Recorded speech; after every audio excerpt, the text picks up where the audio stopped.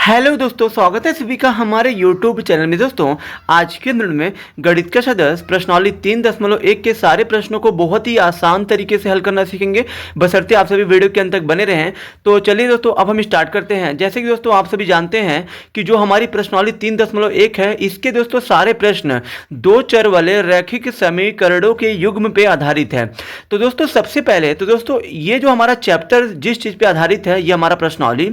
इस दोस्तों प्रश्नावली के जो चैप्टर है उसके बारे में दोस्तों पहले आपको जान लेना चाहिए कि दोस्तों दो चर वाला रैखिक समीकरण क्या होता है, और दोस्तों दो चर वाले रैखिक समीकरण युग्म क्या होते हैं। और दोस्तों इस प्रश्नावली से संबंधित यानी कि दोस्तों इसमें जितने भी सवाल दिए गए हैं, इन सवालों से संबंधित हमें कौन कौन से सूत्र, कौन कौन से नियम, रूल पता होने चाहिए। पहले हम लोग ये सारी चीजों को जान लेते हैं। तो दोस्तों यहां देखिए, सबसे पहले तो दोस्तों हम लोग दो चर वाले रैखिक समीकरण युग्म को दोस्तों हम लोग जो इंग्लिश में पेयर ऑफ लीनियर इक्वेशन का मतलब है रैखिक समीकरण के युग्म इन टू वेरिएबल्स का मतलब होता है दो चरों में। यानी कि इसका मतलब दोस्तों ये हुआ दो चर वाले रैखिक समीकरण युग्म हो गया। पहला नंबर तो दोस्तों आपको दोस्तों ये चीज जानना चाहिए पहले, क्या दो चर वाले रैखिक समीकरण क्या होते हैं। ठीक है, दो चर वाला रैखिक समीकरण की दोस्तों परिभाषा हमारी होगी ऐसा समीकरण जो ax plus B Y plus C बराबर 0 के रूप का होता है, उसे दो चर वाले रैखिक समीकरण कहते हैं। यानी कि दोस्तों ऐसा समीकरण जिसमें दोस्तों दो प्रकार का चर हो। जैसे कि दोस्तों आप यहां पे देख सकते हैं कि हमारा एक x है और एक y है। इसमें दोस्तों दो प्रकार का चर है, और दोस्तों इन दोनों चरों की दोस्तों घात कितनी है, इसकी भी घात कुछ नहीं तो एक है, इसकी भी घात एक है। तो दोस्तों इन दोनों ही दोस्तों चरों की घात क्या है, एक है। और दोस्तों जिस भी चर की घात एक होती है उसको हम लोग रैखिक चर कहते हैं। और दोस्तों यहां पे दोस्तों बराबर करके 0 लिखा है, तो दोस्तों ये आपका एक पूरा एक समीकरण हो गया। ठीक है, इसलिए दोस्तों इस पूरे को हम लोग बोलेंगे दो चर वाला रैखिक समीकरण, इसको हम लोग बोलेंगे। ठीक है, अब दोस्तों यहां पे देखिए दो चर वाला रैखिक समीकरण दोस्तों ये हो गया। अब दोस्तों यहां पे आपको ये जानना चाहिए कि दो चर वाले रैखिक समीकरण युग्म क्या होते हैं। युग्म का मतलब होता है दोस्तों जोड़ा होता है। ठीक है, युग्म आपका क्या होता है, ये चीज दोस्तों आपको जो है जानना चाहिए। तो दोस्तों यहां पे मैंने दोस्तों परिभाषा नंबर 2 बनाया है, दूसरी परिभाषा। ये तो पहली परिभाषा आपकी हो गई दो चर वाले रैखिक समीकरण पे। अब दोस्तों दूसरी जो हमारी परिभाषा है वो दोस्तों आपकी इस जो तो पूरे पे है, दो चर वाले रैखिक समीकरण युग्म पे है। तो दोस्तों यहां पे देखिए समीकरण a1x plus b1y plus c1 बराबर 0 तथा समीकरण a2x plus b2y plus c2 बराबर 0 को दो चर वाले रैखिक समीकरण यहां पे दोस्तों मैंने समीकरण लिखना छोड़ दिया, तो यहां पे समीकरण युग्म कहते हैं। ठीक है, यानी कि दोस्तों दो चर वाला दो समीकरण अगर रहेगा, जैसे कि दोस्तों मान लीजिए आपका ये एक समीकरण है, इसमें भी दो चर है एक्स वाई है, इसमें भी दोस्तों आपका दो चर है एक्स वाई है। ये दोस्तों दो समीकरण हो गए, तो दोस्तों ये आपका बन गया एक युग्म हो गया, यानी कि दोस्तों ये आपका एक जोड़ा हो गया। अब दोस्तों दो चर वाले रैखिक समीकरण युग्म हम लोग इन्हीं को कहते हैं जब दो समीकरण रहेगा, दोनों में ही दो प्रकार के समान चर हों, और दोस्तों दोनों की घात एक हो, दोनों में चरों की घातें एक हो, तो ऐसे दोनों समीकरणों को हम लोग दो चर वाले रैखिक समीकरण युग्म कहते हैं। अब चूंकि दोस्तों यहां पे दोस्तों पहले वाले समीकरण, मान लीजिए दोस्तों दो समीकरण है, तो दोस्तों दोनों को आपको कुछ ना कुछ नाम देना पड़ेगा। तो इसलिए पहले वाले समीकरण को नाम दिया जाता है a1 करके। ठीक है, a1 b1 c1, दूसरे को a2 b2 c2 नाम दिया जाता है। ठीक है, तो दोस्तों इस तरह के दो समीकरणों को हम लोग दोस्तों रैखिक समीकरण युग्म कहते हैं। अब दोस्तों यहां पे देखिए दो चर वाले रैखिक समीकरणों के युग्म से दोस्तों आपको दोस्तों ये चीजें निकल के आती हैं। दोस्तों यदि आपका a1 बटा a2, अगर दोस्तों हम लोग मान लीजिए समीकरण 1 से a1 ले लें, समीकरण 2 से a2 ले लें, समीकरण 1 से b1 ले लें, समीकरण 2 से b2 ले लें, समीकरण 1 से c1 ले लें, और समीकरण 2 से अगर हम लोग c2 ले लें, इसकी तुलना इससे करें और जो इसकी तुलना इससे करें, और दोस्तों इसकी तुलना इससे करें, तो दोस्तों क्या निकल के आएगा यहाँ पे देखिए। यदि a1 बटा में a2 का मतलब यह है कि a1 और जो a2 का बटे करके तुलना किया जा रहा है। यहाँ दोस्तों b1 बटा b2 का मतलब है b1 का b2 से तुलना किया जा रहा है। उसके बाद दोस्तों c1 का c2 से तुलना की जाए, तब दोस्तों हमारा दोस्तों निकल के आएगा। यदि अगर दोस्तों इन तीनों का आपस में तुलना किया जाए, और दोस्तों अगर a1 बटा a2 अगर दोस्तों बराबर ना हो b1 बटा b2 के, यानी कि दोस्तों ये दोनों अगर जो दोस्तों आपस में बराबर नहीं है, तो दोस्तों इस प्रकार के दोस्तों इस स्थिति में हमारा दोस्तों जो हमारे दिए गए रैखिक समीकरण युग्म होंगे वो दोनों प्रतिच्छेदित रेखाएं होंगे। यानी कि दोस्तों वो दोनों ही समीकरण एक दूसरे को प्रतिच्छेद करेंगे, यानी कि दोस्तों किसी न किसी बिंदु पर क्या करेंगे, काटेंगे। और दोस्तों ऐसे समीकरणों का केवल एक हल होता है, यानी कि दोस्तों x का भी सिर्फ एक ही मान आएगा, ठीक है, y का भी एक ही मान आएगा। इसका मतलब यह है केवल एक हल का मतलब केवल एक हल या अद्वितीय हल। अद्वितीय हल का मतलब दोस्तों ये होता है कि जिसका कोई दूसरा हल ना हो एक के अलावा, यानी कि दोस्तों x और y का सिर्फ दोस्तों आपको जो एक ही मान प्राप्त होगा, ठीक है। और दोस्तों इस स्थिति में दोस्तों आपका दोस्तों क्या क्या होता है, संगत भी होता है। संगत का मतलब दोस्तों ये होता है जब दोस्तों एक रेखा के ऊपर दोस्तों दूसरी रेखा होती है। जैसे दोस्तों मान लीजिए आपका ये दोस्तों रेखा है, मान लीजिए ए बी, इसी के ऊपर दोस्तों आपका दोस्तों दूसरी रेखा हो, उसका नाम दोस्तों एक्स और वाई हो। यानी कि दोस्तों जब दोस्तों एक रेखा के ऊपर दूसरी ही रेखा होती है तो दोस्तों ऐसी रेखाओं को हम लोग संगत रेखाएं कहते हैं। यानी कि दोस्तों ऐसे दो समीकरण अगर दोस्तों यहाँ पे अगर दोस्तों एक रेखा के ऊपर दूसरी रेखा है तो ऐसी रेखाओं को हम लोग संगत रेखाएं कहते हैं। यानी कि दोस्तों अगर a1 बटा a2 बराबर नहीं है b1 बटा b2 के तो दोस्तों तीन स्थितियां निकल के आएंगी। पहला आपका होगा प्रतिच्छेदी रेखाएं, केवल एक हल होगा, या दोस्तों एक हल को हम लोग दोस्तों अद्वितीय हल भी कहते हैं और दोस्तों इस स्थिति में संगत होगा। उसके बाद दोस्तों यहाँ पे आपका दूसरा है, अगर दोस्तों a1 बटा a2 बराबर b1 बटा b2 बराबर c1 बटा c2, अगर दोस्तों इन तीनों की तुलना की जाए a1 a2 b1 b2 c1 c2, यानी कि दोस्तों तीनों अगर दोस्तों आपस में बराबर हैं तो दोस्तों इस रूप में दोस्तों इस स्थिति में दोस्तों आपका दोस्तों क्या होगा, अपरिमित रूप से अनेक हल होंगे। अनेक हल का मतलब दोस्तों ये होता है अनंत हल होगा। और दोस्तों जो आपकी रेखाएं होंगी वो दोस्तों आपकी संगत रेखाएं होंगी और दोस्तों संपाती भी होगा। क्या होगा, संपाती। ये तीन चीजें दोस्तों आपको जो है माइंड में रखना है कि अगर ये तीनों आपस में बराबर हैं तो आपका अपरिमित रूप से अनेक हल होंगे और दोस्तों संगत रेखाएं होंगी और दोस्तों आपका संपाती भी होगा। दोस्तों संगत आपका इसमें भी होता है।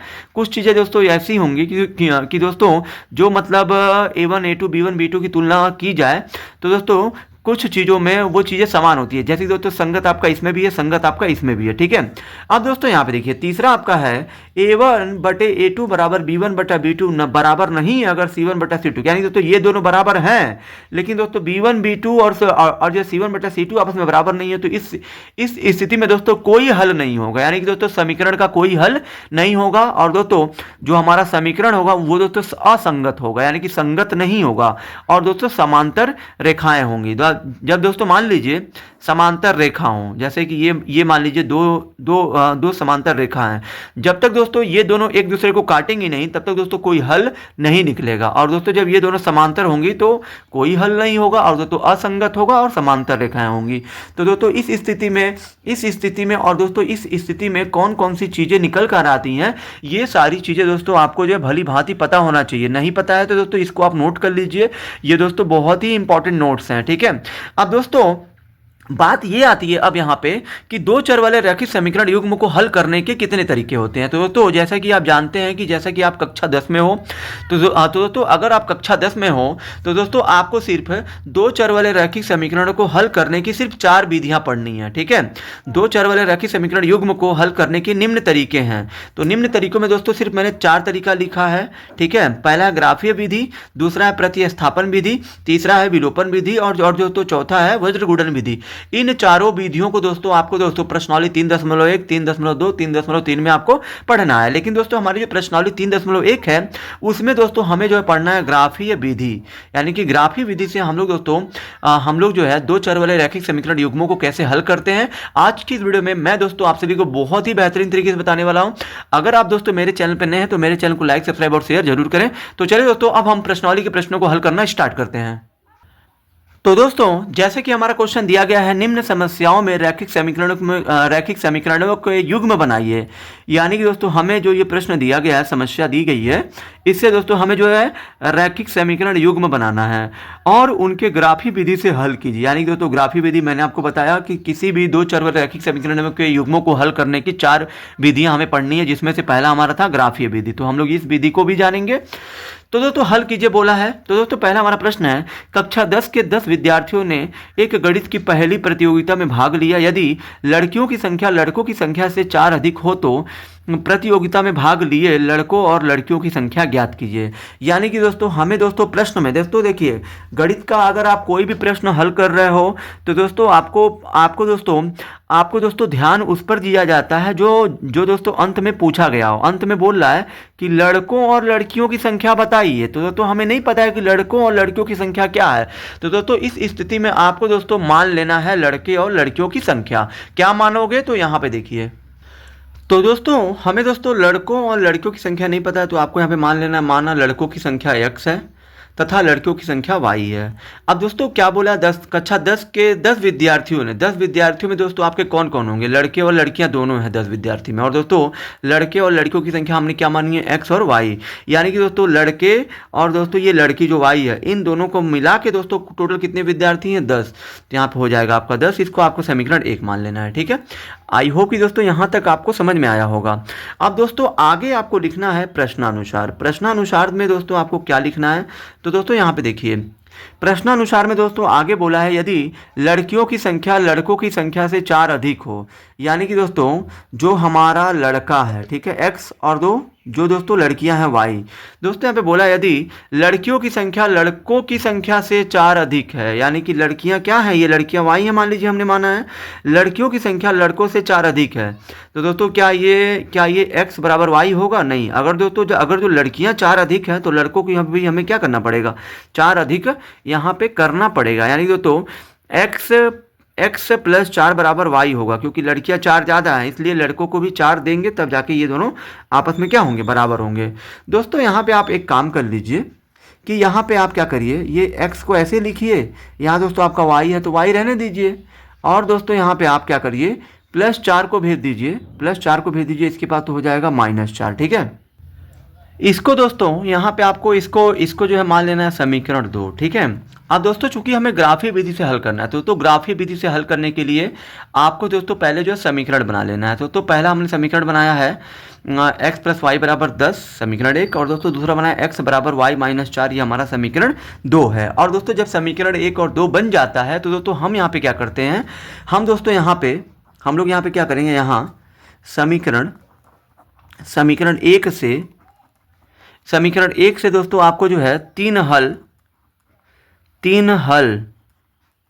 समीकरण 1 से 3 हल लेने पर, यानी कि दोस्तों आपको जो है समीकरण 1 से 3 हल बनाना है, वो 3 हल दोस्तों आपके क्या होंगे, तो दोस्तों आपको इस तरीके से कॉलम बना लेना है। ठीक है, यहाँ पे आपको इस तरीके से कॉलम बना लेना है, 3 हल आपको लेना है, यहाँ पे 1 हो गया, 2 हो गया, 3 हो गया। दोस्तों यहाँ पे आप कहेंगे 4 होगा, लेकिन 4 नहीं है, यहाँ पे आपका x रहेगा, ये आपका y रहेगा। ठीक है, समीकरण 1 से दोस्तों आप जो है हल क्या बनाएंगे, यहाँ दोस्तों आपको क्या करना है कि x और y का ऐसा मान लेना है, x और y का ऐसा मान लेना है जो दोस्तों बराबर ला दे 10 के। तो दोस्तों यहाँ पे अगर मैं x बराबर 5 ले लूँ और दोस्तों y बराबर भी 5 ले लूँ, तो ये 5 5 दोस्तों कितना हो जाएगा, 10 के बराबर होगा। अब दोस्तों x का मान मैं क्या ले लूँ, मान लीजिए x का मान अगर मैं 4 लेता हूँ तो y का मान मुझे कितना लेना पड़ेगा कि 10 के बराबर होगा, तो वो 6 होगा। अगर दोस्तों मैं x का मान, अगर जो मान लीजिए मैं यहाँ पे मैं 7 ले रहा हूँ, और दोस्तों तब जो y का मान क्या मिलेगा, मुझे y का मान 3 मिलेगा, तभी तो 7 3 10 होगा। x का मान 5 लिया, y का मान भी 5 लिया, तो 5 5 10 हो गया। x का मान 4, y का मान 6, तो 6 4 10 हो गया। x का मान 7, तो y का मान 3, 7 3 10 हो गया। अब दोस्तों ये हो गया समीकरण 1 से। अब दोस्तों समीकरण 2 से भी आपको क्या करना है, 3 हल बनाना है। तो यहाँ पे समीकरण 2 से 3 हल लेने पर, तो दोस्तों समीकरण 2 से आपको 3 हल लेने हैं। ठीक है, समीकरण 2 आपका ये है, तो दोस्तों यहाँ पे इसको भी आपको इस तरीके से जो है कॉलम बनाना है। ठीक है, ये आपका हो गया x, ये आपका हो गया y। ठीक है, अब दोस्तों यहाँ पे देखिए, यहाँ दोस्तों आपको दोस्तों y का मान ऐसा आप क्या रखें, ठीक है, y का मान यहाँ पे आप ऐसा क्या रखें, लेकिन दोस्तों यहाँ पे देखिए, अगर दोस्तों ग्राफी विधि से अगर आप किसी भी समीकरण को हल कर रहे हैं तो दोस्तों x और y का मान आपको 10 से छोटा ही लेना है। 10 से छोटा लेने पे दोस्तों हमारा जो ग्राफ में दोस्तों हमें जो है ज़्यादा संख्या नहीं लिखना पड़ता है, लेकिन दोस्तों 10 से आप ज़्यादा लेते हो तो दोस्तों इससे जो है ग्राफ थोड़ा बड़ा बन सकता है। ठीक है, तो दोस्तों यहाँ पर मैं y का मान ले रहा हूँ 5। ठीक है, अगर दोस्तों मैं यहाँ पे y का मान 5 रख दूँ तो 5 में से माइनस करेंगे 4, तो कितना आ जाएगा 1, यानी कि दोस्तों x बराबर कितना आ जाएगा, फिर 1 आ जाएगा। अगर दोस्तों मैं यहाँ पे y का मान कितना ले लूँ, अगर मैं 7 ले रहा हूँ, और दोस्तों y का मान मान लीजिए मैंने यहाँ पे 7 ले लिया, तो 7 में से माइनस करिए 4, तो x का मान कितना आ जाएगा, 3 आ जाएगा। अगर दोस्तों यहाँ पे देखिए, आप दोस्तों कुछ भी ले सकते हो, आपके ऊपर डिपेंड करता है। अब अगर दोस्तों मैं यहाँ पे x का मान लीजिए, अगर मैं यहाँ पे ले लेता हूँ 4, अगर मैं x का मान 4 लेता हूँ यहाँ पे, x दोस्तों माफ़ कीजिएगा, यहाँ दोस्तों मैंने y का मान ये 5 लिया है। ठीक है, तो y का मान 5 लिया है। अगर मैं वो y का मान 5 ले रहा हूँ तो 5 में से 4 गया, 1 आएगा, यानी कि x का मान यहाँ पे 1 आएगा। और दोस्तों यहाँ पे मैंने y का मान 7 लिया है, तो y का मान अगर हम 7 लेते हैं तो 7 में से माइनस करते हैं 4, तो x का मान कितना आ जाएगा यहाँ पे, तो x का मान आ जाएगा 3। अगर दोस्तों मैं y का मान यहाँ पे 4 लेता हूँ, यहाँ पे y का मान 4 लेता हूँ, तो 4 में से 4 जाएगा तो कितना आ जाएगा, x का मान यहाँ पे आ जाएगा आपका 0। और दोस्तों यहाँ पे देखिए, ग्राफिक विधि से हल करने के लिए दोस्तों आपको दोस्तों समीकरण 1 और जो समीकरण 2 से 3 हल कम से कम लेने होते हैं। और दोस्तों जब आपको 3 हल दोनों ही समीकरणों से मिल जाए तब आप इसे ग्राफ पे दर्शा सकते हैं। तो दोस्तों आपको यहाँ पे आपको लिखना है अब समीकरण 1 व समीकरण 2 से प्राप्त हलों को ग्राफ पर दर्शाने पर, यहाँ पे आपको लिखना है दर्शाने पर, ठीक है। तो दोस्तों यहाँ पे देखिए दोस्तों, पहला नंबर तो आपके पास दोस्तों ग्राफ होना चाहिए, ठीक है। ग्राफ में दोस्तों हम लोग क्या करेंगे, जैसा कि दोस्तों ये मेरे पास दोस्तों ग्राफ है। ग्राफ में दोस्तों मैंने दोस्तों 2 लाइन खींची है, ठीक है। ये एक दोस्तों ये वाली लाइन हमारी कौन सी होती है, वाई एक्सिस होती है, ठीक है। इसको हम लोग वाई एक्सिस नाम देते हैं। ये वाली लाइन हमारी एक्स एक्सिस होती है, यानी कि दोस्तों एक्स और ये एक्स डैश होता है, ठीक है। अब चूंकि दोस्तों मैंने ये दोस्तों वाई एक्सिस वाली लाइन बीच से नहीं खींची है, क्योंकि दोस्तों हमें दोस्तों माइनस वाला कोई भी नंबर यहाँ पे भरना नहीं है, क्योंकि जो हमने तीनों हल प्राप्त किए हैं दोनों समीकरणों में, आप देख सकते हैं कि एक्स और वाई का मान कहीं भी माइनस में नहीं है दोनों में, ठीक है। इसलिए चूंकि दोस्तों हमें जो प्लस में जाना है, तो दोस्तों यहाँ पे आपको देखना है कि x का अधिकतम मान कितना है। तो x का मान अधिकतम यहाँ पे 1 है, 3 है, 0 है, यहाँ पे 5, 4, 7 यानी कि 7 है। यानी कि दोस्तों x वाले अक्ष पे आपको दोस्तों 7 अंक तक लिखना है। 1 हो गया, ये आपका 2 हो गया, ये आपका 3 हो गया, ये आपका 4 हो गया, ये आपका 5 हो गया, ये आपका 6 हो गया, ये आपका 7 हो गया। एक दोस्तों आप जो है एक्स्ट्रा लिख दीजिए 8, ठीक है, कोई बात नहीं है। या तो आप मतलब जहां तक आपका अधिकतम मान हो x का, उससे आप 1 या 2 इकाई ज़्यादा लिख सकते हैं, ठीक है। y का दोस्तों देख लीजिए कि कितना अधिकतम है। y का मान यहाँ पे 5 है, 6 है, 3 है, y का मान 7 है, ठीक है, 7 तक ये भी है। तो दोस्तों इसको भी आप क्या करिए, इसको आप यहाँ पे डिनोट करेंगे। ये 1 हो गया, ये दोस्तों आपका 2 हो गया। y वाले अक्ष पे आपको y वाला मान जो अधिकतम है उसको आपको दर्शाना है। ये आपका 3 हो गया, ये आपका 4 हो गया, ये आपका 5 हो गया, ये आपका 6 हो गया, ये आपका 7 हो गया, ये आपका 8 हो गया, ये आपका 9 हो गया, ठीक है। अब दोस्तों यहाँ पे देखिए, यहाँ दोस्तों समीकरण 1 से जो आपको मान प्राप्त हुआ है, x का भी 5 है, y का भी 5 है। तो समीकरण 1 के सारे मानों को, आप तीनों हलों को पहले आप दर्शाइए, ठीक है। समीकरण 1 को जब आप दर्शा लेंगे तब आपको समीकरण 2 के मान को दर्शाना है। तो दोस्तों समीकरण 1 से हमें जो पहला x और y का मान मिला है 5, 5 मिला है, ठीक है। 5, 5 है, 4, 6 है, फिर 7, 3 है, ठीक है। तो x पे आपको 5 लेना है और y पे भी 5। तो 5, 5 कहाँ पे आएगा, यहाँ पे आएगा। तो दोस्तों यहाँ पे आपको लिख देना है 5, 5, ठीक है। उसके बाद दोस्तों यहाँ पे देखिए, उसके बाद दोस्तों आपका दूसरा क्या है, x का मान 4 है, y का मान 6 है, यानी कि दोस्तों x पे 4 और y पे 6 है। तो दोस्तों ये आपका यहाँ पे आएगा 4 और आपका 6 हो गया, ठीक है। फिर दोस्तों आपका तीसरा क्या मान है, 7 और 3 है, यानी कि दोस्तों x पे 7 लेना है और y पे 3। तो दोस्तों ये आपका यहाँ पे आ जाएगा, ठीक है, 7, 3। ये दोस्तों समीकरण 1 के सारे मानों को हम लोग क्या कर लिया, दर्शा लिया। अब दोस्तों समीकरण 2 से जो तीनों हल प्राप्त हुए हैं उनको हम लोग दर्शाएंगे। x का मान 1 लेना है, y का मान 5 लेना है, ठीक है। तो यहाँ पे x का मान 1 हो गया, y का मान 5, यानी कि ये आपका यहाँ पे आएगा, ठीक है। ये आपका हो जाएगा 1, 5, ठीक है।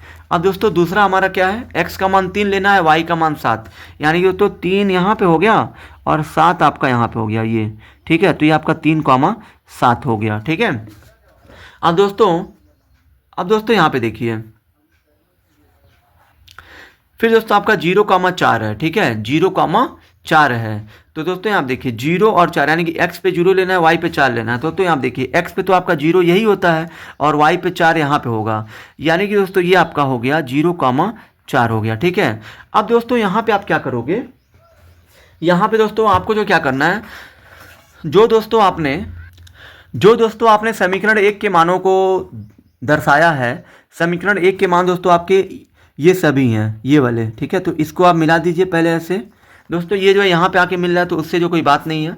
अब दोस्तों यहाँ पे आप क्या करिए, अब दोस्तों आप y वाले मान को भी मिलाइए। तो दोस्तों यहाँ पे देखिए y वाला मान आपका यही जो है मिलेगा, यहाँ पे देखिए ऐसे, इस तरीके से, यहाँ पे ये आपका इस तरीके से जो है जाके मिलेगा। अब दोस्तों आप देख सकते हैं कि दोस्तों जो ग्राफ है हमारा जो ग्राफ है वो दोस्तों आपका यहाँ पे 3,7 पे जाके क्या कर रहा है, ये दोस्तों समीकरण 1 और दोस्तों 2 से प्राप्त बिंदु हैं हमारे।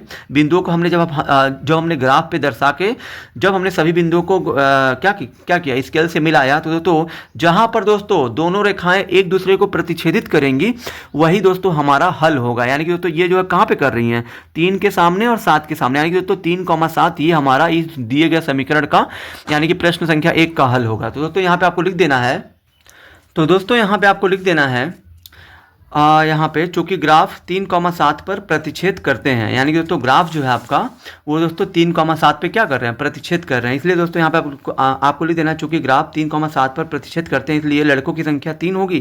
क्योंकि दोस्तों किसी भी ग्राफ में दोस्तों कोई भी बिंदु होता है, अगर दोस्तों कोई भी बिंदु आपका दोस्तों जोड़ा के रूप में दिया गया है, जैसे कि ये 3 और 7 दिया है, तो दोस्तों पहला वाला जो संख्या या अंक होता है वो दोस्तों हमारा x का मान होता है और दूसरा हमारा y का मान होता है किसी भी ग्राफ पे, ठीक है।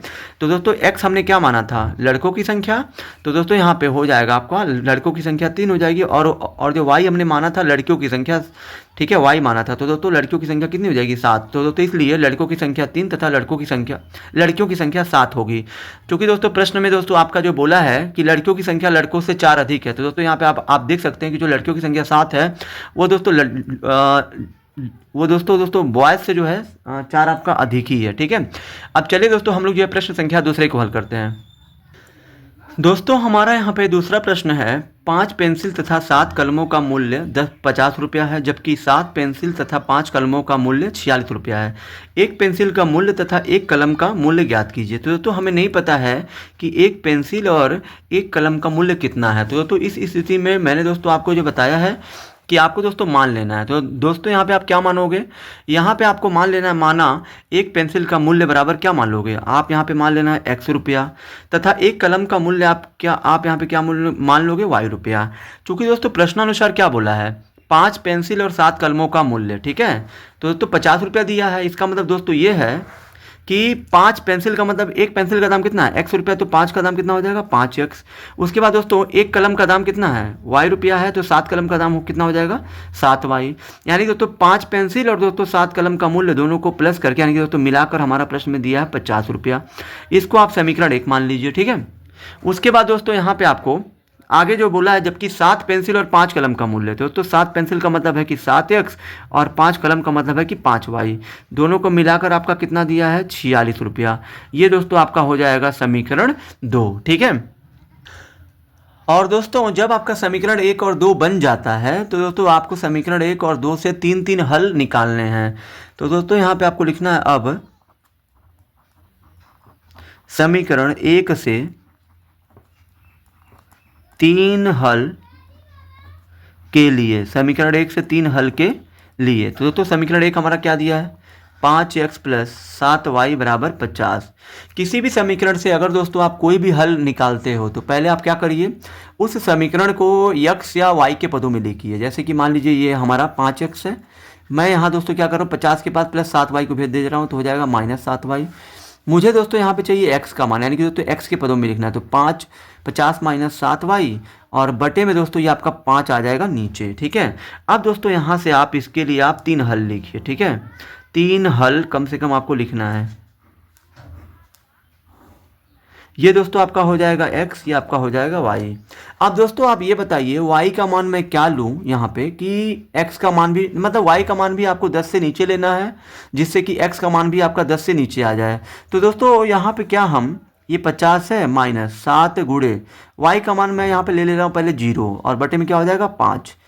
तो दोस्तों यहाँ पे 50 - 7 का गुणा 0 में करेंगे 0 बटा में 5, और दोस्तों 50 में से 0 गया 50 और बटा में 5, 5 से 50 काटेंगे 10 बार में, यानी दोस्तों x का मान आपका कितना आ जाएगा 10। अगर हम y का मान कितना लेंगे, y का मान 0, अगर हम y का मान 0 लेते हैं तो x का मान आपका आ जाएगा 10, ठीक है, 10 या 10 से कम, ठीक है दोस्तों, ये होना चाहिए।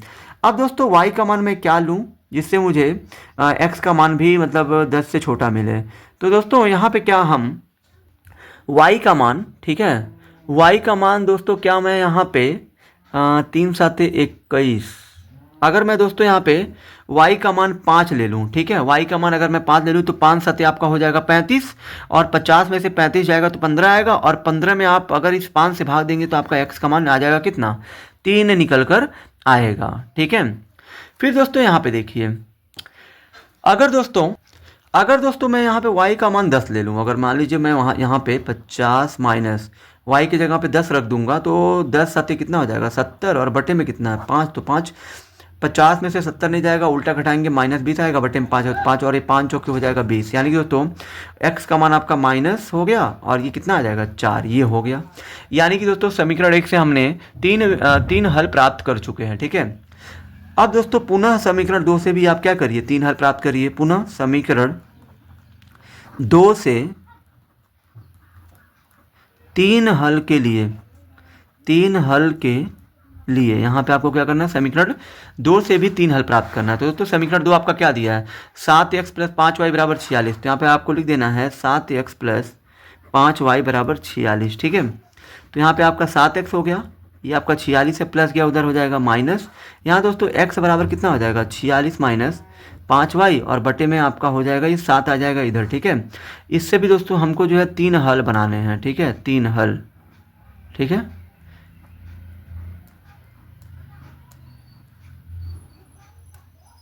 ये आपका x हो गया, ये आपका y हो गया। अब दोस्तों यहाँ पे देखिए, यहाँ दोस्तों आप क्या करिए, y का मान, अगर दोस्तों मैं y का मान भी आपको ऐसे लेना है कि जिससे दोस्तों आपका 7 से उसमें जो भाग जा सके। अगर हम 46 में से माइनस करें 5y के मान को तो 7 से भाग जाना चाहिए। तो दोस्तों आप ही बताइए कि मुझे y का क्या मान लेना चाहिए। तो क्या दोस्तों अगर मैं यहाँ पे y का मान, यहाँ पे देखिए दोस्तों, यहाँ पे आपका 46 माइनस ये 5 है तो 5 लिखिए, गुड़े y का मान अगर मैं दोस्तों -2 ले लूँ, बटे में तो मान लीजिए 7 है ही, तो ये 46 माइनस गुड़े माइनस क्या हो जाएगा प्लस, 5 दूना कितना हो जाएगा 10, बटे में 7, और 46 और 10 कितना हो जाएगा 56, बटे में 7, 7 8 कितना हो जाएगा 56। यानी कि दोस्तों x का मान दोस्तों कितना आ रहा है, अगर हम y का मान कितना लेते हैं -2 y का मान, तो x का मान आपका कितना आ रहा है 8 आ रहा है, तो यहाँ पे 8 रख दीजिए। फिर दोस्तों अगर मैं y का मान यहाँ पे 5 × 5 = 25, यानी कि दोस्तों अगर मैं यहाँ पे y का मान 5 ले लूँ, यहाँ पे देखिए 5 ले लूँ तो 5 × 5 = 25 हो जाएगा, और 46 में से माइनस करेंगे 25 तो कितना आएगा 21, और 7 से 21 में भाग दीजिए तो कितना आ जाएगा 3 बार में। यानी कि दोस्तों x का मान 3 आएगा अगर मैं y का मान 5 लेता हूँ। फिर दोस्तों यहाँ पे अगर मैं y का मान यहाँ पे अगर मैं, तो दोस्तों जैसे कि दोस्तों अगर आप यहाँ पे दोस्तों y का अगर 1 से लेके 10 तक मान लेते हैं तभी भी दोस्तों यहाँ पे 46, और उस y का जो भी आप मान लेते हो 1 से लेके 10 तक, प्लस में अगर आप लेते हो 1 से लेके 10 तक तो दोस्तों 7 से भाग नहीं जाएगा। अगर दोस्तों आप -1 से लेके -9 तक या -10 तक जाते हैं तभी भी आपका 7 से भाग नहीं जाएगा। इसलिए दोस्तों हमें जो है यहाँ पे इस स्थिति में 10 पार करना पड़ेगा। यहाँ दोस्तों आप क्या करिए, y का मान 12 ले लीजिए, यानी कि y का मान यहाँ पे 12 लेंगे तो ये 12 × 5 कितना हो जाएगा 60, और बटे में आपका कितना है ये 7 है, सॉरी 12 × 5 = 60। तो दोस्तों यहाँ पे देखिए आपका दोस्तों 46 में से 60 नहीं घटेगा तो उल्टा घटाएंगे तो -14 आएगा, बटे में 7, और 7 से 14 काटेंगे 2 बार में, यानी दोस्तों x का मान कितना आ जाएगा 2।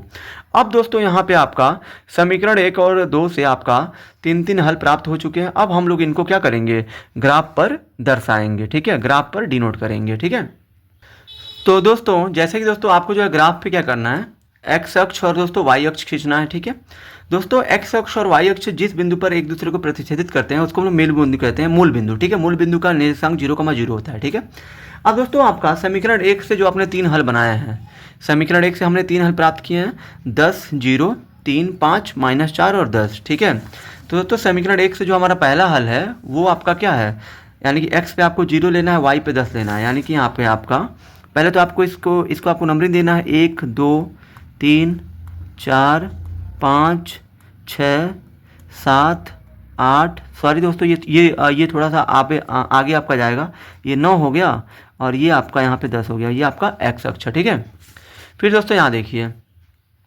y का भी मान दोस्तों मैक्सिमम आपका 12 गया है। ठीक है, तो ये आपका 1 हो गया, ये आपका 2 हो गया, ये आपका 3 हो गया, ये आपका 4 हो गया, ये आपका 5 हो गया, ये 6 हो गया, ये 7 हो गया, ये 8 हो गया, ये 9 हो गया, और ये दोस्तों थोड़ा सा आप इसको बढ़ाना पड़ेगा, ये 10 हो गया, ये आपका 11 हो गया, और ये थोड़ा सा और भी ओवर जा रहा है, ये आपका 12 हो गया।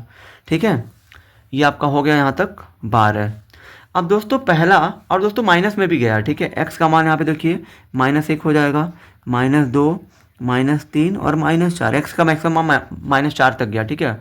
वाई का मैक्सिमम मान आपका 2 तक गया, तो -1 हो गया, ये आपका -2 हो गया, ठीक है। एक और ले लीजिए -3, ठीक है। अब दोस्तों पहला आपका जो बिंदु है समीकरण 1 से, ठीक है। समीकरण 1 से हमने 3 हल प्राप्त किए हैं। पहला है 10 0, यानी कि x पे 10 लेना है, y पे 0। तो फिर यहाँ पे दोस्तों आपका आएगा, यही आपका आएगा, ठीक है, 10, 0, यानी कि x पर 10 हो गया, y पे आपका 0 है, तो ये वाला यहीं पे रहेगा, यानी कि यहीं पे आपका रहेगा, ठीक है।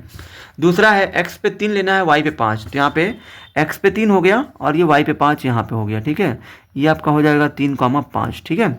उसके बाद दोस्तों आपका तीसरा बिंदु है -4, 10 है, यानी कि x पे -4, y पे 10, यानी कि ये x पे -4 और ये y वाले पे प्लस में 10, तो यहाँ पे आपका आएगा, ये आपका यहाँ पे आ जाएगा, ठीक है, -4, 10, ठीक है। अब दोस्तों आपने यहाँ पे क्या किया है, जो आपने समीकरण 1 से जो बिंदुओं को दर्शाया है, इन सभी को दोस्तों आप जो है क्या करिए, मिला लीजिए, ठीक है। मिलाना कैसे है, ऐसे देखिए, इनको आपको इस तरीके से मिला लेना है, ऐसे। और दोस्तों इसको भी आप क्या करिए, मिला लीजिए, ये भी दोस्तों आपका जो मिलेगा, ठीक है, ये इस तरीके से आपका मिल जाएगा, ठीक है। अब दोस्तों समीकरण 2 से भी आप दोस्तों समीकरण 1 से जितने भी बिंदु है पहले आप उनको आप दर्शाकर मिला लीजिए, ठीक है, ताकि बाद में कोई कन्फ्यूजन ना हो कि समीकरण 1 और 2 का बिंदु कौन कौन सा है। समीकरण दोस्तों 2 में आप देख सकते हैं कि 2 में हमें क्या मिला है, x पे 8 और y पे -2, यानी कि x पर 8 और y पर ये आपका y अक्ष है, ठीक है। x पर 8 है प्लस में और y पे -2, तो यहाँ पे आपका आ जाएगा ये आपका हो जाएगा 8, -2, ठीक है, 8, -2 यहाँ पे हो गया। उसके बाद दोस्तों आपका बिंदु है x पे 3, y पे 5, यानी कि ये x पे 3 हो गया, ठीक है, और y पे 5 हो गया, यहीं पे आपका आ रहा है ये भी, यानी कि 3, 5 आपका दोनों ही यहीं पे आ रहा है, ठीक है।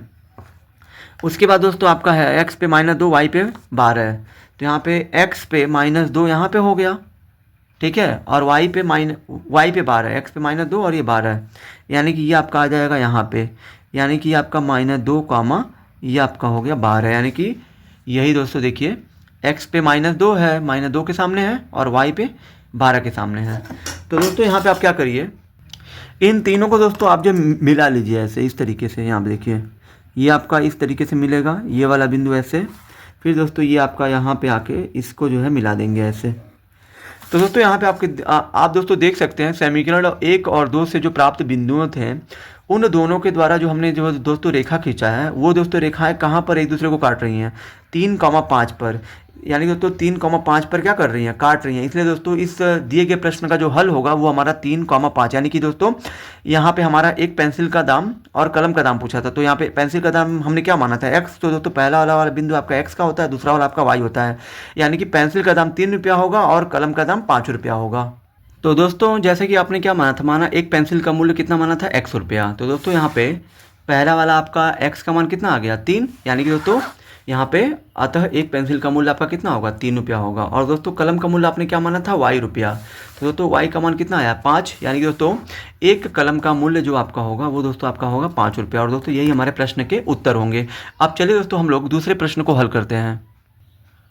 तो दोस्तों जैसे कि हमारा दूसरा प्रश्न दिया है, अनुपातों a1/a2, b1/b2 और c1/c2 की तुलना कर ज्ञात कीजिए कि निम्न समीकरण युग्म द्वारा निरूपित रेखाएं एक बिंदु पर प्रतिच्छेदित करती हैं, समांतर हैं अथवा संपाती हैं।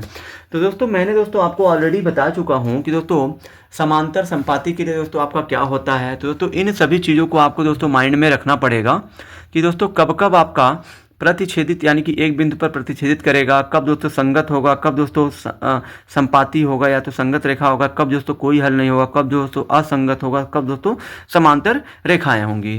तो दोस्तों यहाँ पे देखिए, दूसरे का पहला प्रश्न है 5x - 4y + 8 = 0 और दूसरा समीकरण है इसी में 7x + 6y - 9 = 0। तो दोस्तों कभी भी दोस्तों आपको दोस्तों एक बिंदु पर प्रतिच्छेदित करती हैं, संगत है, संपाती है, ये सारी चीज़ें अगर दोस्तों आपको दोस्तों बतानी है तो आपको दोस्तों क्या करना है, आपको दोस्तों यहाँ पे करना ये होता है कि दोस्तों यहाँ पे आपको लिखना है, यहाँ दोस्तों आपको जो a1, a2, b1, b2 और दोस्तों C1 और दोस्तों C2 का मान आपको ज्ञात करना है, ठीक है।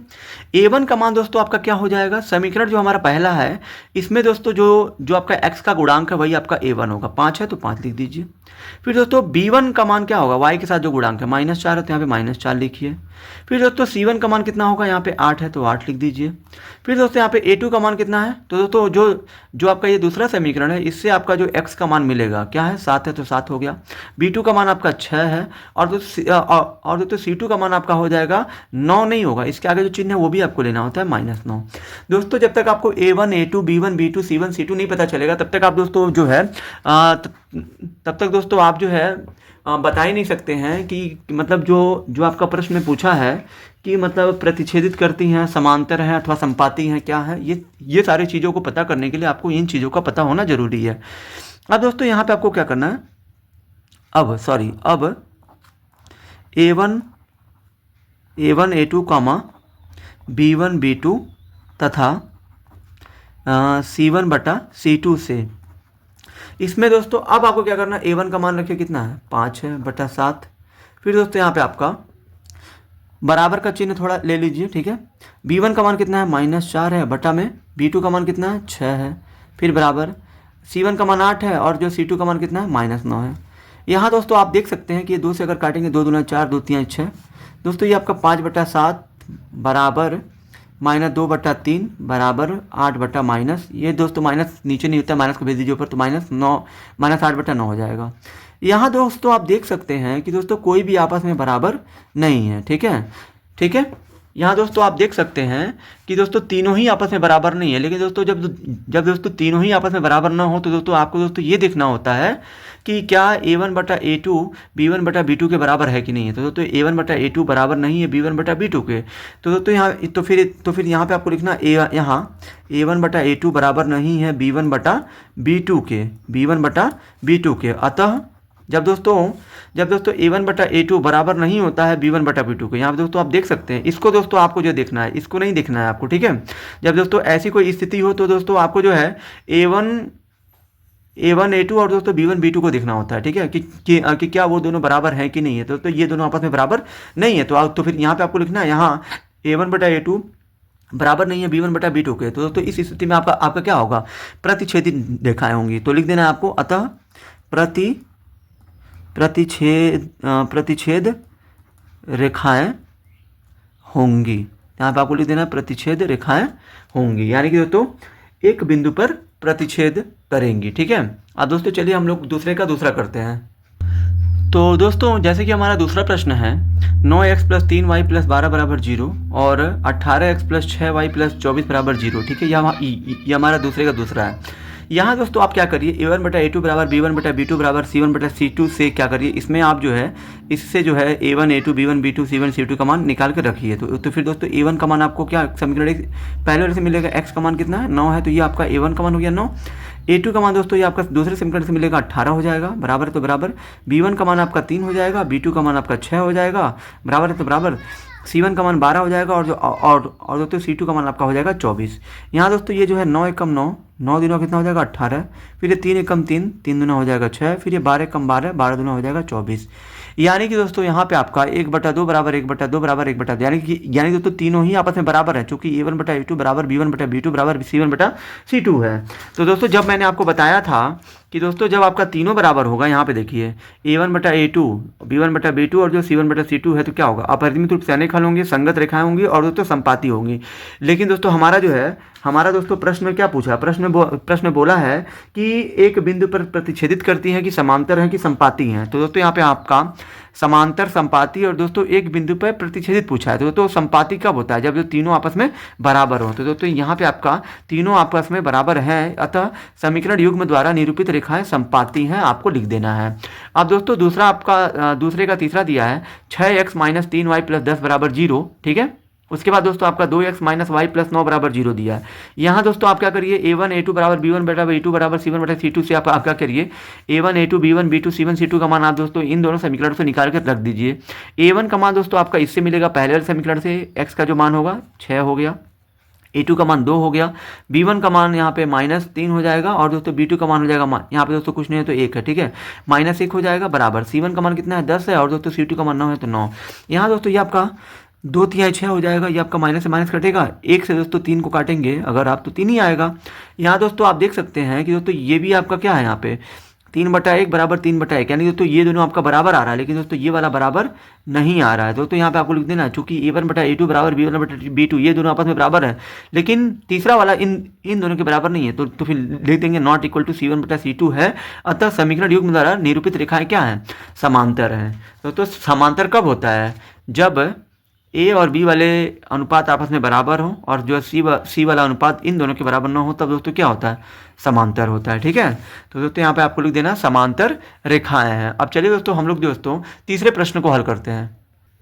आपका दोस्तों तीसरा प्रश्न है अनुपातों A1/A2, B1/B2 और C1/C2 की तुलना कर ज्ञात कीजिए कि निम्न रैखिक समीकरणों के युग्म संगत हैं या असंगत। तो दोस्तों संगत और दोस्तों असंगत कब होता है, तो दोस्तों यहाँ पे देखिए संगत असंगत हो, एक बिंदु पर प्रतिच्छेदित करती हैं, समांतर हैं कि संपाती हैं, चाहे दोस्तों जो भी पूछे। तो दोस्तों इस स्थिति में आपको दोस्तों दिए गए समीकरणों को जैसे कि मैं दोस्तों हमारा देखिए ये वाला समीकरण पहला दिया है 3x + 2y = 5, तो 3x + 2y = 5 हो गया, 2x - 3y = 7, तो 2x - 3y = 7 हो गया। यहाँ दोस्तों आप क्या करिए, हल लिखिए। दोस्तों यहाँ पे देखिए अगर दोस्तों संगत असंगत संपाती समांतर बताना हो तो दोस्तों दिए गए समीकरण को हम लोग दोस्तों हमेशा जो है ax + by और +c = 0 के रूप में लिखते हैं। तो दोस्तों यहाँ आप देखिए पहला वाला जो आपका समीकरण है ये आपका 3x + 2y है, ये +5 है, इसको जो लाइए इधर हो जाएगा -5 = 0, यानी कि दोस्तों इस रूप में आपको जो लिखना होता है समीकरणों को। ये आपका भी 2x है, -3y है, ये +7 है, लाइए इधर हो जाएगा -7, बराबर में 0 है तो 0 लिखिए, ठीक है। इस तरीके से आपको दोस्तों लिख देना है, ठीक है। अब दोस्तों यहाँ पे आपको क्या करना है, अब A1/A2 बराबर B1/B2 बराबर C1/C2 से यहाँ पे आपको लिखना है A1/A2 बराबर B1/B2 बराबर C1/C2 से। A1 का मान आपको दोस्तों इस वाले समीकरण पहले वाले से मिलेगा, x का जो गुणांक होगा 3 हो जाएगा, फिर दोस्तों बटे में A2 का मान कितना हो जाएगा, यहाँ पे 2 हो जाएगा, बराबर B1 का मान आपका दोस्तों कितना हो जाएगा, यहाँ पे 2 हो जाएगा, फिर दोस्तों B2 का मान कितना हो जाएगा, इससे आपको मिलेगा -3 हो जाएगा, फिर दोस्तों C1 का मान आपका कितना मिलेगा, -5 हो जाएगा, और दोस्तों C2 का मान कितना होगा, -7 होगा, ठीक है। इस तरीके से आपको लिख देना। ये दोस्तों आपका 3/2 है, ये दोस्तों बराबर माइनस को भेज दीजिए ऊपर, क्योंकि माइनस कभी भी हर में नहीं होना चाहिए, हर में है तो अंश में भेज दीजिए। यहाँ पे प्लस से माइनस प्लस हो जाएगा माइनस, 3 है तो 3, यहाँ दोस्तों माइनस से माइनस कट जाएगा, बटे ये 5/7 होगा, ठीक है।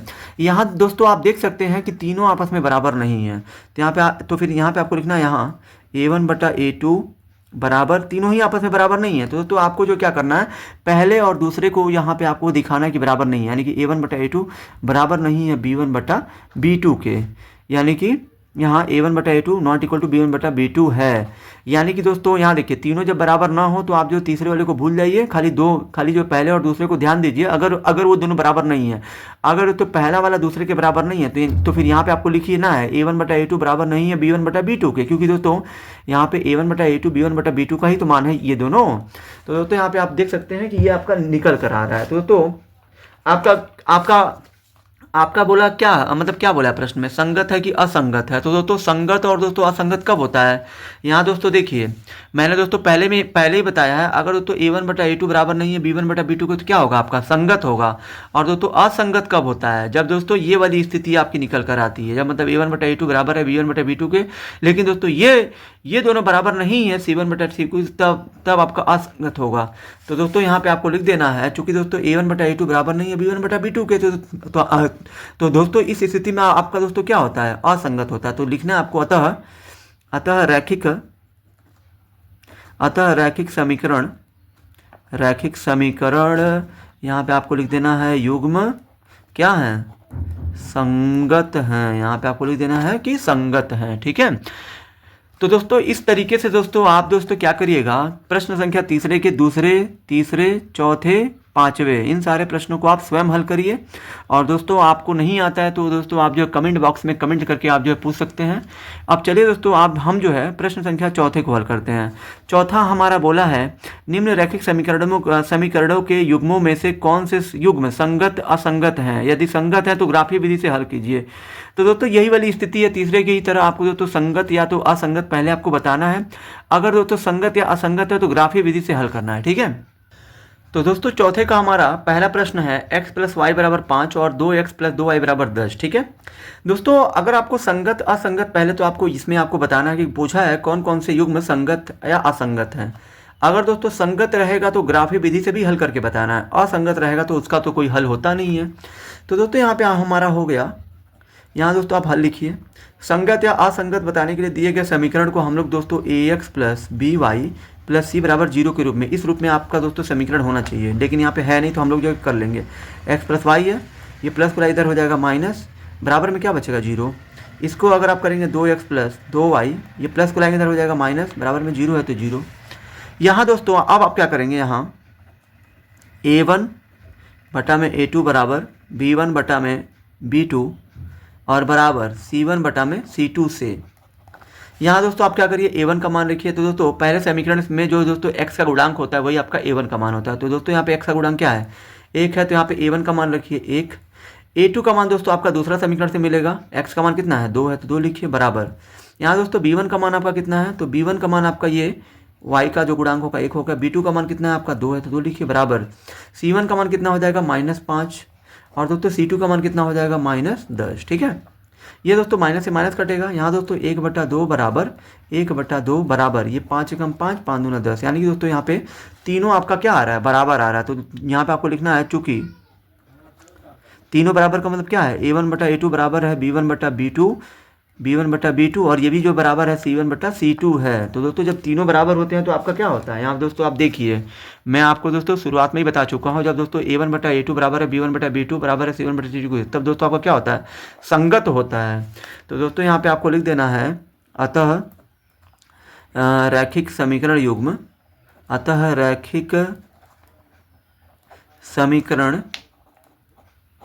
युग्म क्या होंगे आपके, युग्म संगत होंगे। यहाँ पे आपको लिख देना है संगत होंगे, ठीक है। रैखिक समीकरण युग्म आपके संगत होंगे, ठीक है। तो दोस्तों जब ये संगत है तो दोस्तों अब आपको इसको ग्राफीय विधि से भी हल करना पड़ेगा, ठीक है, ग्राफीय विधि से भी हल करना पड़ेगा। तो दोस्तों ग्राफीय विधि से हल करने के लिए यहाँ पे आपको लिख देना है अब ग्राफीय विधि से। तो ग्राफीय विधि से आपको दोस्तों हल करने के लिए क्या करना पड़ेगा, आपको दोस्तों जो हमारा समीकरण दिया है, क्या दिया है यहाँ पे दोस्तों आप जो है देख सकते हैं कि जो आपका ये जो है समीकरण दिया है x + y - 5 = 0। यहाँ पे आप लिखिए इसको x + y बराबर, सॉरी ये वाला जो आपका प्रश्न में दिया है वो वाला आप लिखिए बराबर 5 हो गया। इसको आप समीकरण 1 मान लीजिए। उसके बाद दोस्तों जो आपका दूसरा समीकरण दिया था 2x + 2y = 10, तो यहाँ पे आप लिखिए 2x + 2y = 10, ये आपका समीकरण हो गया 2, ठीक है। अब दोस्तों समीकरण 1 और 2 से आपको दोस्तों 3 बिंदु प्राप्त करने हैं, ठीक है। समीकरण 1 और 2 से आपको 3 बिंदु प्राप्त करने हैं। तो दोस्तों यहाँ पे आपको समीकरण 1 से दोस्तों आपको क्या करना है, 3 हल निकालने हैं। समीकरण 1 से x + y = 5 जो हमारा दिया है, इससे आपको 3 हल निकालने होते हैं, क्योंकि दोस्तों ग्राफ भी विधि से अगर आपको हल करना है तो जो आपने समीकरण 1 और 2 आपने बनाए होते हैं, समीकरण 1 और 2 आपने माना जो होता है, उस प्रत्येक समीकरण से आपको दोस्तों 3 हल प्राप्त करने होते हैं। वो दोस्तों 3 हल कौन से होते हैं, जैसे कि मान लीजिए समीकरण 1 हमारा दिया है x + y = 5, ठीक है। x और y का मान ऐसा लीजिए कि दोनों को जोड़ने पर 5 आ जाए। तो दोस्तों यहाँ पे x और ये y होगा, ठीक है। x का मान मैं जो है ले लेता हूँ 1, x का मान अगर मैं 1 लेता हूँ तो y का मान मुझे कितना लेना पड़ेगा 4, तभी तो 1 और 4 5 होगा। अगर मैं x का मान 2 लेता हूँ तो y का मान मुझे कितना लेना पड़ेगा 3। अगर मैं x का मान 4 लेता हूँ तो मुझे y का मान कितना लेना पड़ेगा 1, ठीक है। इस तरीके से आपको दोस्तों लिखना होता है। अब दोस्तों उसके बाद देखिए समीकरण 2 से भी आप दोस्तों तीन हल प्राप्त करिए, ठीक है।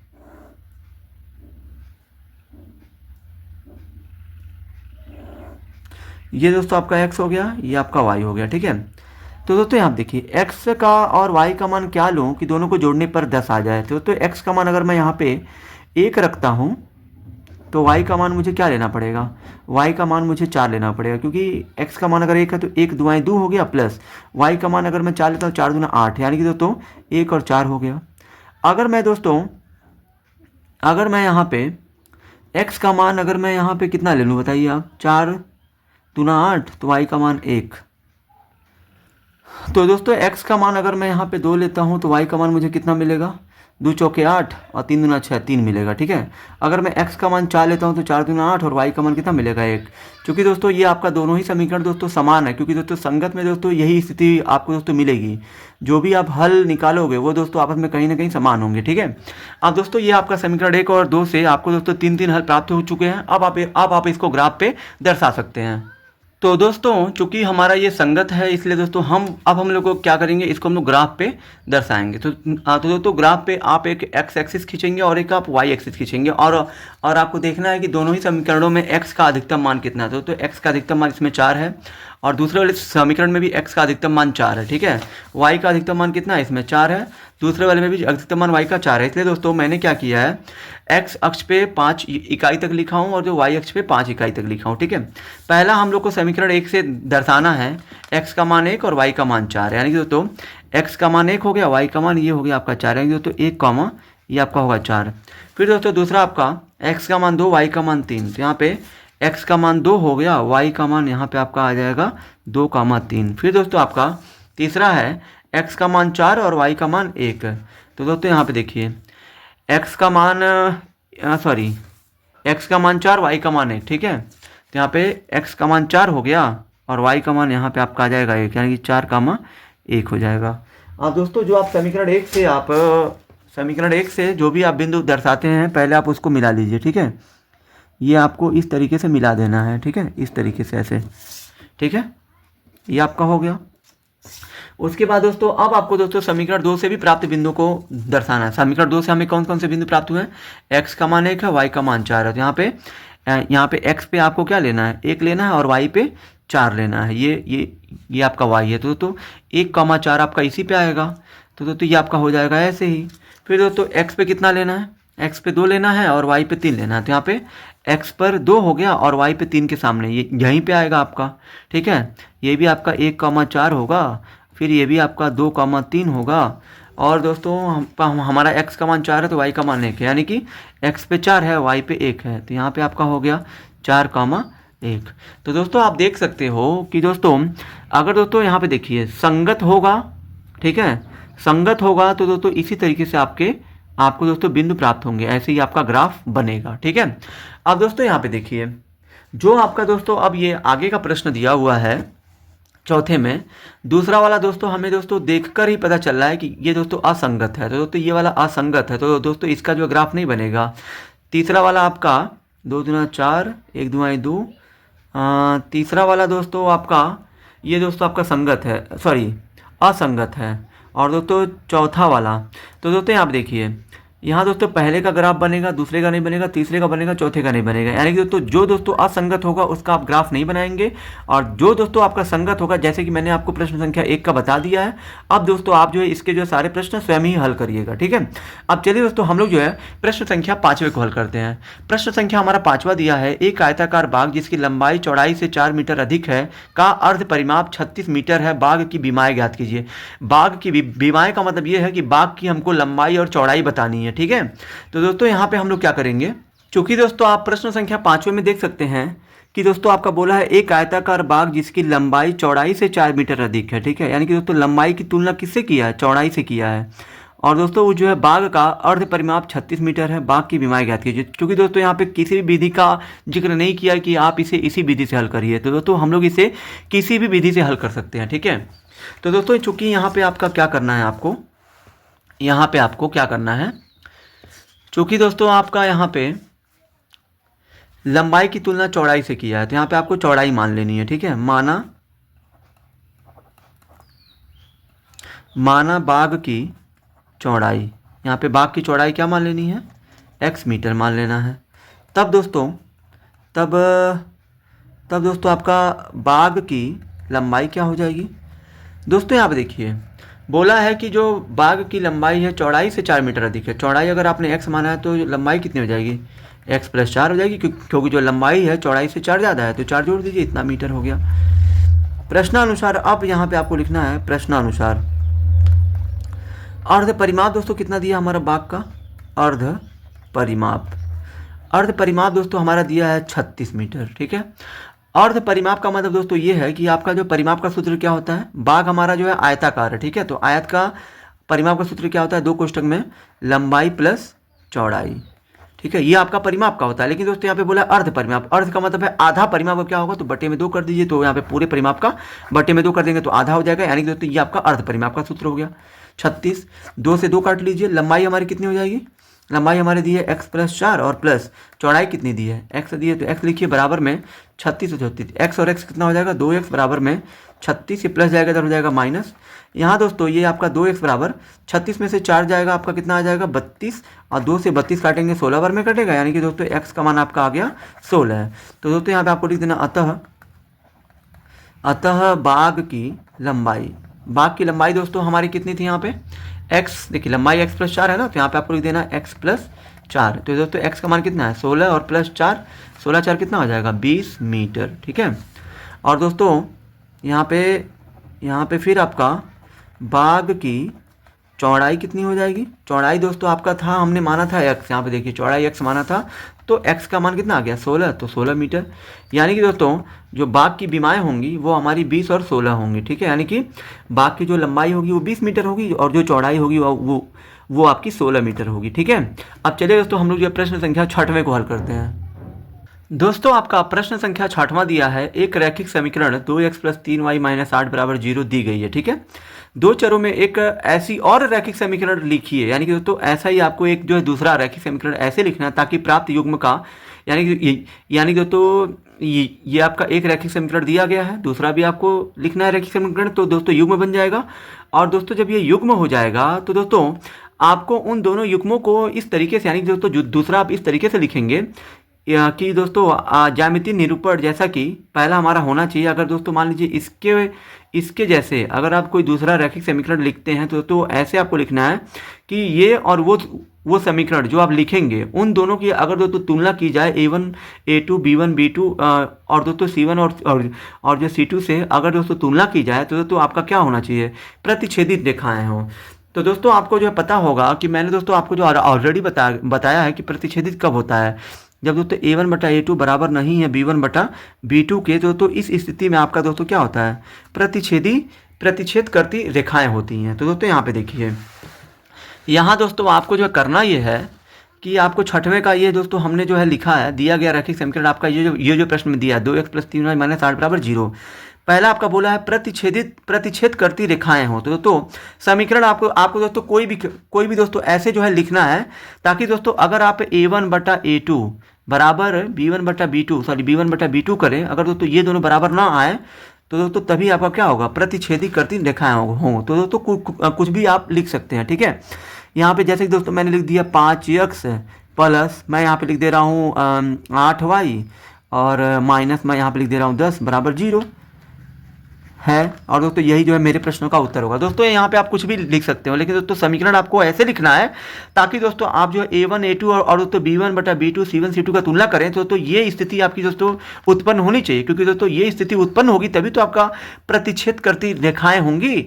दोस्तों यहाँ देखिए, मैं दोस्तों यहाँ पे जो है आपको जो जाँच करके बता भी सकता हूँ। a1/a2 मान लीजिए आप जो यहाँ पे रखिए a1/a2 b1/b2 बराबर c1/c2। तो दोस्तों यहाँ देखिए a1 का मान लीजिए जो आपका समीकरण दिया है इससे आप लीजिए 2 हो जाएगा, a2 का मान जो मैंने यहाँ पे लिखा है 5 हो गया मान लीजिए। ठीक है, फिर दोस्तों बराबर b1 का मान यहाँ पे देखिए 3 दिया है और दोस्तों b2 का मान जो मैंने यहाँ पे खींचा है 8 हो गया। यहाँ दोस्तों क्या ये दोनों कटेगा और दोस्तों c1/c2 का भी तुलना कर लीजिए अगर आप, तो -8 माइनस कितना हो जाएगा 10। तो दोस्तों यहाँ पे ये बताइए क्या जो है ये दोनों आपस में बराबर नहीं है, यानी कि दोस्तों ये दोनों आपस में बराबर नहीं है। यानी कि दोस्तों जो हमने ये जो समीकरण लिखा है ये दोस्तों हमारा समीकरण इस प्रकार से है कि दोस्तों ये और ये वाले समीकरण इस प्रकार से हैं कि ये दोनों प्रतिच्छेद करती रेखाएं उत्पन्न कर सकती हैं। ठीक है, तो दोस्तों यहाँ पे आप कुछ भी कर सकते हैं, मतलब लिख सकते हैं, बट वो दोस्तों इसको जो है अनुसरण करना चाहिए, इसको दोस्तों फॉलो करना चाहिए। अब दोस्तों दूसरा आपका बोला है दूसरा दोस्तों आपका जो दोस्तों प्रश्न बोला है समांतर रेखाएं हो, तो दोस्तों समांतर कब होता है, यहाँ देखिए जब दोस्तों a1 बटा a2 बराबर b1 बटा b2 बराबर नहीं है c1 बटा c2 के, मतलब दोस्तों जब ये दोनों बराबर हो और दोस्तों तीसरा आपका बराबर ना हो, तब दोस्तों क्या होता है समांतर। तो दोस्तों यहाँ पे आप क्या करिए, आपका प्रश्न में ये वाला तो दिया ही है, अब दोस्तों इसी के जैसा हमको दोस्तों ऐसा दोस्तों दूसरा समीकरण लिखना है ताकि वो दोस्तों समांतर हो। तो मैं यहाँ पे लिख दे रहा हूँ 4x प्लस 6y, और दोस्तों मैं यहाँ पे लिख दे रहा हूँ -5, ठीक है, बराबर 0 होगा। यहाँ पे आपको लिख देना समीकरण 4x प्लस 6y माइनस 5 बराबर 0 होगा, क्योंकि दोस्तों आप देखिए अगर आप इन दोनों का तुलना करेंगे, इसका इस 2x का और जो 4x का, तो ये 2 से 4 काटेंगे 2 बार में, यानी कि तो 1/2 आएगा। इसका 3 और 6 का करेंगे तो 3 से 6 काटेंगे 1/2 आएगा। और दोस्तों इन दोनों का करेंगे तो ये दोनों बराबर नहीं होगा, यानी दोस्तों ये वाला समीकरण आपका होगा। यहाँ पे दोस्तों आप जो चेक भी कर सकते हैं कि समांतर है कि नहीं है। ये वाला समीकरण जो हमारा प्रश्न में दिया गया समीकरण से आप दोस्तों क्या करिए, a1 a2 b1 b2 और जो c1 बटा c2 की तुलना करके आप दोस्तों चेक कर सकते हैं, ठीक है, कि आगे मतलब समांतर आ रहा है कि नहीं आ रहा है। अब दोस्तों तीसरा आपका प्रश्न में बोला है, तीसरा दोस्तों आपका जो बोला है कि संपाती रेखाएं हों, क्या हों, संपाती रेखाएं हों, संपाती रेखाएं हों, ठीक है। यहाँ पे आपको लिखना है हल, यहाँ पे आपको लिखना है समीकरण। संपाती दोस्तों कब होता है, यहाँ देखिए दोस्तों, यहाँ पे आपका संपाती के लिए मैंने दोस्तों यहाँ देखिए लिखा है, संपाती कब होता है, जब दोस्तों तीनों आपस में बराबर होते हैं। ये स्थिति जब उत्पन्न होती है तब आपका संपाती होता है।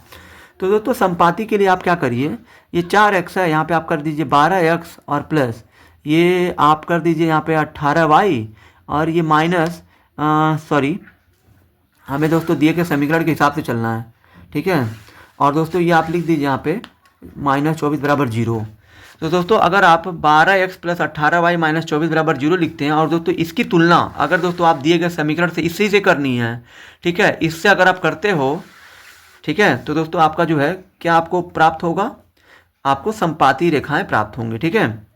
ये आपका समीकरण होगा जिससे आपका दी गई जो आपका प्रश्न में डिमांड किया गया है वो आपको प्राप्त होगा। a1 बटा a2 b1 बटा b2 बराबर c1 बटा c2। इसमें दोस्तों आप जो है रख के चेक कर सकते हैं, a1 b1 c1 का मान आपका दोस्तों प्रश्न में जो आपका जो समीकरण दिया उसी से आपको प्राप्त होगा।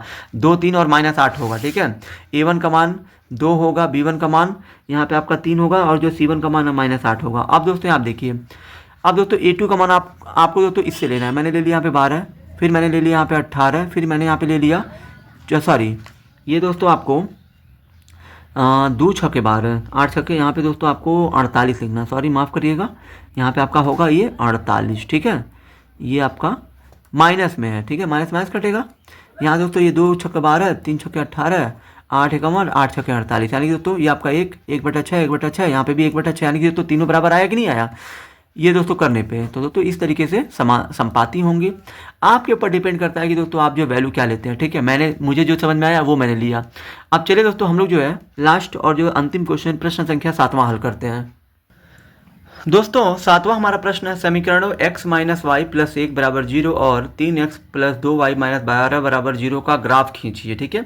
x अक्ष और इन रेखाओं से बने त्रिभुज के शीर्षों के निर्देशांक ज्ञात कीजिए और त्रिभुजाकार पटल को छायांकित कीजिए, ठीक है। x अक्ष और इन रेखाओं से बने, यानी कि x अक्ष को आपको लेना है त्रिभुज में, और दोस्तों जो रेखाएं जो आप ग्राफ में खींचोगे उनसे जो बनी जो त्रिभुज होगी, कह रहा है कि शीर्षों के निर्देशांक ज्ञात कीजिए और त्रिभुजाकार पटल को छायांकित करिए, ठीक है। तो दोस्तों ग्राफ बनाने के लिए मैं दोस्तों आपको ऑलरेडी बता चुका हूं कि आपको क्या करना है। आपका समीकरण क्या दिया है, x माइनस वाई प्लस 1 बराबर 0 दिया है, ठीक है।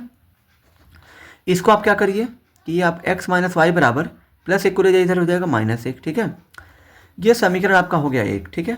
अब दोस्तों दूसरा आपका क्या दिया है, 3x, दूसरा आपका दिया है यहाँ पे देखिए 3x प्लस 2y माइनस 12 बराबर 0, यानी कि 3x प्लस 2y माइनस 12 बराबर 0 दिया है। तो यहाँ पे आपको 3x प्लस 2y बराबर -12 को ले जाएंगे 0 के पास तो हो जाएगा +12। ये आपका समीकरण हो गया 2, ठीक है। अब दोस्तों ग्राफ बनाने के लिए मैं दोस्तों आपको ऑलरेडी बता चुका हूँ कि आपको क्या करना है।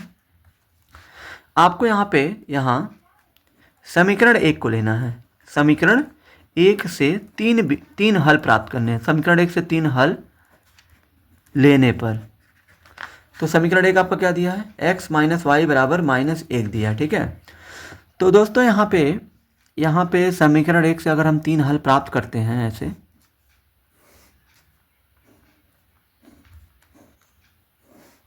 ये आपका x हो गया, ये आपका y। x का मान मैं क्या लूँ और y का मान क्या लूँ कि जिससे मुझे -1 प्राप्त हो जाए। तो x का मान अगर मैं 2 ले लूँ और y का मान मैं 3 ले लूँ, तो 2 में से 3 जाएगा, नहीं जाएगा तो उल्टा काटेंगे क्या लगेगा, -1 कहाँ जाएगा। यानी कि तो x का मान 2 ले लूँ, y का मान 3 ले लूँ। यानी कि तो x का मान आपको छोटा लेना है, y का मान इससे एक कदम आगे लेना है। अगर आप x का मान 3 लेते हो तो y का मान आपको 4 लेना है। अगर आप x का मान 5 लेते हैं तो y का मान आपको 6 लेना है। ठीक है दोस्तों, यहाँ पे आप रख के चेक मतलब कर सकते हो कि आपको -1 ही मिलेगा। तथा समीकरण 2 से भी आपको 3 हल प्राप्त करने हैं। समीकरण 2 से 3 हल लेने पर, समीकरण 2 से 3 हल लेने पर, तो समीकरण 2 से भी आपको 3 हल लेना है इस तरीके से। ये आपका x है, ये आपका y है। समीकरण 2 आपका क्या दिया है, समीकरण 2 आपका दिया है यहाँ पे 3x प्लस 2y बराबर 12 दिया है। ठीक है, यहाँ पे देखिए दिया है 3x प्लस 2y बराबर 12। तो यहाँ पे समीकरण 2 से भी आपको 3 हल लेने हैं। तो मैं यहाँ पे x और y का मान क्या रखूँ कि मुझे 12 मिल जाए। तो क्या मैं यहाँ पे 1 तिहाई 3, 2 तिहाई 6, अगर मैं x का मान 2 लेता हूँ तो y का भी मान मुझे कितना लेना पड़ेगा, 3 दूना 6 यानी कि 3 लेना पड़ेगा। अगर मैं x का मान यहाँ पे 3 त्रिक 9, 4 दूना 8, नहीं, अगर मैं यहाँ पे x का मान 4 तिहाई 12, अगर मैं x का मान 4 ले लूँ और y का मान 0 ले लूँ तो मुझे 12 मिल जाएगा, क्योंकि x के जगह पे 4 रखिए तो 4 तिहाई 12 प्लस y की जगह पे 0 रखिए तो 0 हो जाएगा, 0 और 12 हो जाएगा फिर आपका। अगर मैं x का मान यहाँ पे क्या ले लूँ, अगर मैं 6 ले लूँ, x का मान 6 ले लूँ तो मुझे y का मान क्या लेना पड़ेगा, तो 6 त्रिके 18 हो जाएगा, और 6 त्रिके 18, 3 दूना 6, यानी कि y का मान मुझे लेना पड़ेगा -3। क्योंकि दोस्तों आप देखिए 3 है गुड़े x का मान कितना लिया है 6 प्लस 2 गुड़े y का मान कितना लिया -3, तो -3 हो गया। 6 त्रिके 18 प्लस माइनस 2 तिहाई 6, और 18 में 6 गया 12 आ जाएगा। ठीक है, अब दोस्तों समीकरण 1 और 2 से हमें 3 हल प्राप्त कर हो चुके हैं। अब हम लोग इसको ग्राफ पर दर्शाएंगे। तो दोस्तों इस तरीके से आपको दोस्तों ग्राफ पे क्या करना है, x अक्ष और y अक्ष खींचकर x का दोस्तों प्लस में अधिकतम मान क्या है, दोस्तों x का अधिकतम मान यहाँ पे आप देख सकते हैं कि 6 गया है। तो मैंने यहाँ पे ग्राफ पे x का अधिकतम मान 6 से 1 ज़्यादा ले लिया है, 1 या 2 आप ज़्यादा ले सकते हो। ठीक है, और y का अधिकतम मान प्लस में कितना है, y का ही मान 6 है, तो मैंने यहाँ पे 7 तक ले लिया है इसको y का ही मान। ठीक है, x का माइनस में कोई मान है नहीं है, y का माइनस में मान कितना है -3 है, तो मैं y पे क्या किया हूँ, नीचे की तरफ ये आपका मूल बिंदु 0 होता है। ठीक है, 0 से नीचे अगर आप जाते हो तो माइनस में होता है। तो दोस्तों y का मान जो है -3 है अधिकतम। ठीक है, यहाँ पे आप देख सकते हो कि -3 है। ठीक है, और दोस्तों पहला जो आपका बिंदु है 2,3 है, x पे 2 और y पे 3, तो यहाँ पे x पे 2 और y पे 3 यहाँ पे आपका आएगा, ये आपका हो गया 2,3। उसके बाद दोस्तों यहाँ पे आपका x पे 3 है, y पे 4 है, यानी कि x पे 3 है और y पे 4 का मतलब यहाँ पे आपका ये आपका 3,4 हो गया। फिर दोस्तों आपका 5,6 है, यानी कि x पे 5 और y पे 6, ये आपका होगा यहाँ पे 5,6। दोस्तों पहले आप क्या करिए, इसको आप मिला लीजिए। ठीक है, पहले वाले समीकरण से जो आपको बिंदु प्राप्त हुए हैं इनको आप पहले मिला लीजिए। ठीक है, इस तरीके से ऐसे।